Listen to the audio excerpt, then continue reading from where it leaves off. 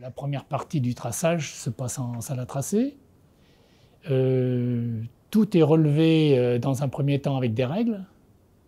Quand on travaillait à l'époque des longitudinaux, là, on faisait tout sur règles, si bien qu'il y avait plein de règles partout, parce que les règles étaient mises en paquet. Il y avait différentes dimensions de règles. Pour les grandes dimensions, c'était des règles assez grosses, enfin 20 par 20, 25 par 25.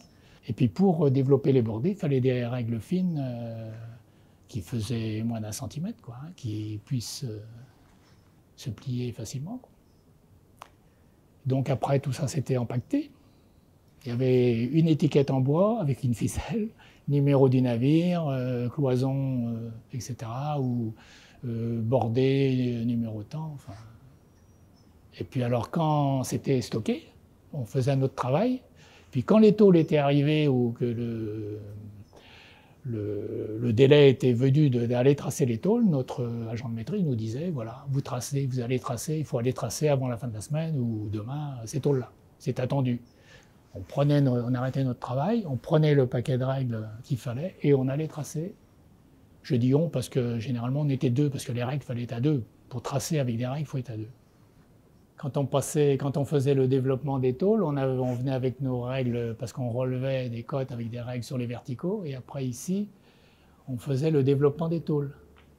La tôle faisait 10 mètres, 8 mètres, 10 mètres ou 12 mètres, les plus grandes. Et avec les grandes règles, on en mettait une à droite, l'autre à gauche, plus les petites intermédiaires. Et c'est avec un T qu'on réglait ces règles-là par rapport aux repères qu'on avait. Si bien que la tôle, la virure, elle partait à gauche, elle partait à droite. Parce que ces tôles, une fois tracées et puis envoyées au formage, avec les gabarits, et les formeurs formaient la tôle, et la tôle elle revenait exactement de la forme du bateau. Les experts définissaient le travail qu'il y avait à faire, c'est-à-dire le plan qui donnait le réglage des formes, c'était un plan de forme. Et les experts évaluaient le temps qu'il fallait pour faire ce travail. Ils faisaient une fiche de travail. Alors le plan et la fiche, elle arrivait au bureau de notre agent de maîtrise au rez-de-chaussée. Et l'agent de maîtrise, il choisissait donc le traceur qui allait faire ça.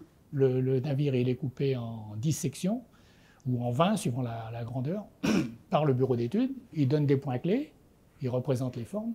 Mais nous, ça, il faut le faire, mais en vraie grandeur. Donc, il faut des points intermédiaires, il faut un lissage parfait.